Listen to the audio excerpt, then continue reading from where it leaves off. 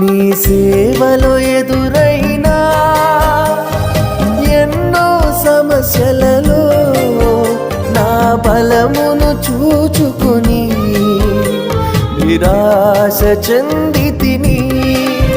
నీ సేవలో ఎదురైనా ఎన్నో సమస్యలలో నా బలమును చూచుకొని నిరాశ చెందితిని.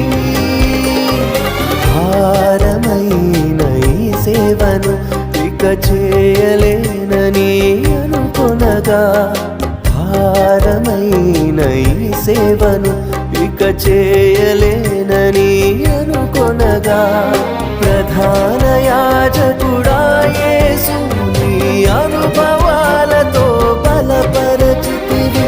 ప్రధాన యాజకుడా